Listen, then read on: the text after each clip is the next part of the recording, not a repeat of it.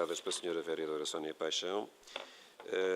Em primeiro lugar, começando pelas questões que colocou relativamente ao apoio ao movimento associativo do Conselho e, em particular, em relação à transparência de processos. Sra. Vereadora Sónia Paixão, bem, sobre apoio ao movimento associativo do Conselho, nós podíamos passar aqui horas a discutir sobre qual foi a conduta que no passado se assumiu relativamente a esta matéria e aquilo que tem sido a prática deste Executivo. Sr. Vereador, eu vou-lhe só dar um número. Entre o ano de 2001, o último ano da anterior gestão autárquica da CDU, e o ano de 2013, último ano da gestão autárquica do Partido Socialista, a quebra no orçamento consignado para a cultura, desporto e juventude foi de 81,88%. Ou seja, o corte que os senhores fizeram na despesa, ou neste caso no investimento na cultura, desporto e juventude, foi superior a 80% daquilo que eram anteriormente os orçamentos da CDU. Bem, sobre quantitativos, acho que estamos conversados.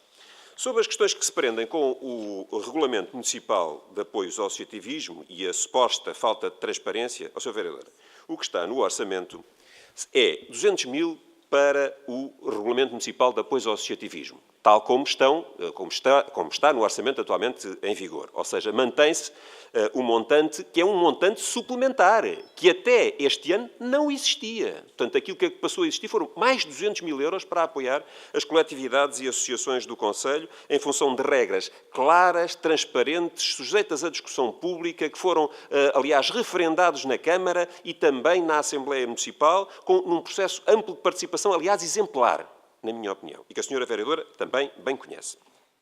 Mas dizer que há uma outra verba, de facto, associada a contratos-programa, que, no valor de 241 mil euros, que tem que ver com os pisos sintéticos que continuaremos a pagar no próximo ano, nomeadamente do Loures e de Santiria da Azóia. Mas há outros contratos-programa que encaixam também nesta rúbrica, como, por exemplo, o apoio ao Comitê Paralímpico de Portugal, que funciona cá no Conselho e que a Sra. Vereadora teve, aliás, a ocasião de, ainda não há muito tempo, saudar, digamos, nesta Câmara Municipal, numa proposta de moção do Partido Socialista. É para isso que serve esse outro valor. E, Sra. Vereadora, não haverá nenhum contrato-programa, como a Sra. Vereadora bem sabe, que se venha a decidir entre um município e qualquer entidade terceira que não tenha que vir à discussão e à deliberação da Câmara Municipal. Portanto, a ideia da falta de transparência, que lançou aqui para a discussão como sendo uma possibilidade, cai completamente por terra. Os apoios consignados no regulamento, ou aquilo que podem vir a ser apoios consignados através do Regulamento Municipal de Apoios ao Associativismo, são claros e transparentes. Todos conhecemos, deliberámos, está publicado, está acessível a toda a gente. E os contratos de programa que venhamos a firmar, para além daqueles que já vêm do passado, como estes dois que aqui acabei de citar, serão sempre alvo de deliberação na Câmara Municipal. Portanto, não há nenhuma falta de transparência. Falta de transparência houve no passado, quando alguns comiam e outros só cheiravam. Isso é que foi a falta de transparência que houve no passado. Bem, agora, uma outra questão entra diretamente na questão das repavimentações. A Sra. Vereadora colocou aqui a questão... Bem, os senhores que no passado tanto falavam do papel que a administração direta podia ter relativamente à atividade municipal e que, digamos, criticavam a inoperância do Partido Socialista na gestão, agora nada fazem ao nível da administração direta. Sr. Vereador, eu devo-lhe dizer que a situação que encontramos aqui era uma situação de facto extraordinária.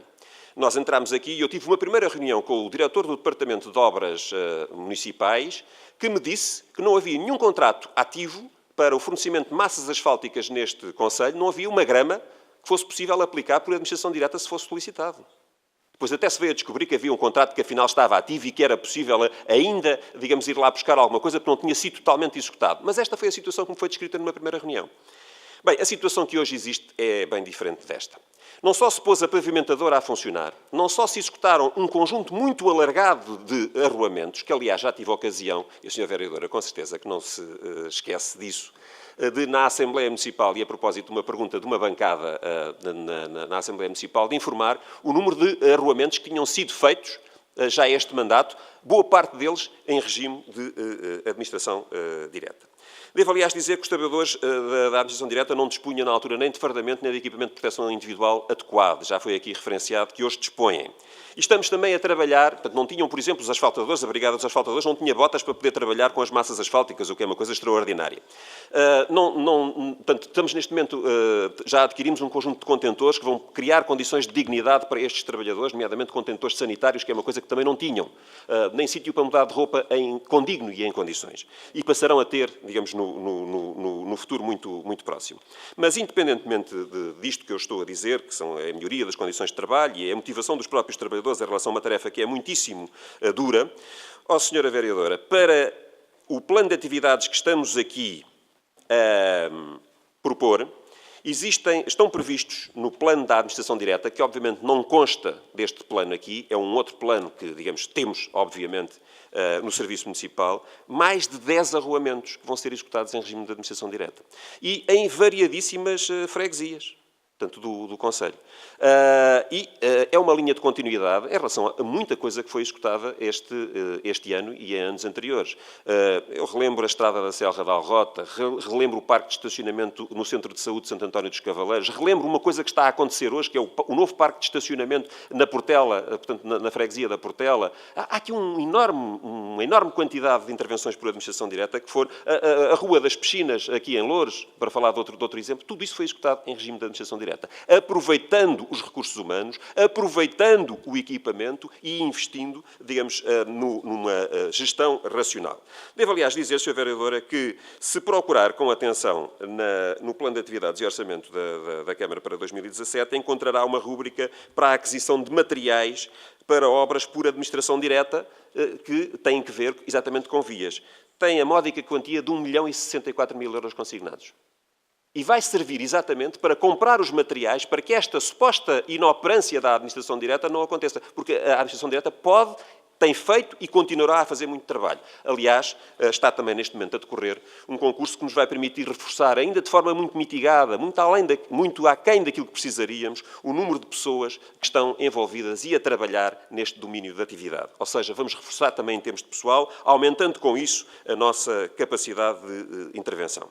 Foi colocada uma outra questão a propósito dos parques infantis. Os parques infantis, Sra. Vereadora, chegaram à situação que chegaram, muitos deles por inoperância em termos de conservação e manutenção, em responsabilidades que são repartidas, porque há parques que são das juntas, há parques que são da Câmara, há parques que resultaram da iniciativa de comissões de moradores, por exemplo, em zonas auge. Há situações muito diversas em termos de Conselho, portanto, nem sequer estou aqui a atribuir a responsabilidade ao anterior Executivo relativamente a esta matéria. É uma situação a que se chegou, globalmente considerado o Conselho, e que pouco abona a favor, digamos, do bom estado destas infraestruturas. É sabido também que, para além dessa dificuldade, há uma outra que resulta da aplicação de uma legislação que, na nossa opinião, se revela também desadequada e que cria regras hoje em relação aos parques infantis que estão muito acima daquilo que serão as possibilidades de conservação e manutenção existentes num país com as dificuldades que o nosso tem atualmente e continuará, infelizmente, a ter nos próximos anos. Mas isso é uma outra conversa. Bem, mas o município, aquilo que começou a fazer foi um trabalho que consideramos sério e honesto relativamente a esta matéria, que foi um trabalho de diagnóstico da situação atual de todos os parques infantis. E hoje o município sabe, tem, digamos, um estudo que caracteriza a situação de todos os parques infantis à escala do Conselho. Em que estado estão, onde é que estão, quais são as medidas, quais são as dificuldades, etc. Esse trabalho, digamos, foi vertido posteriormente numa proposta concreta de intervenção, que foi, em primeiro lugar, discutido com as juntas de freguesia, tendo sido feita a reunião com as juntas de freguesia, com cada uma das uniões de freguesia, no sentido de tentar identificar as principais prioridades. E desse trabalho resultou um plano de intervenção no curto e no médio prazo. E está consignada nesta proposta de plano de atividades que hoje temos em discussão na Câmara a verba de 353.000 euros, exatamente para iniciarmos este trabalho no ano de 2017 de reabilitação dos parques infantis, num processo partilhado e comumente aceite pela Câmara e juntas de freguesia.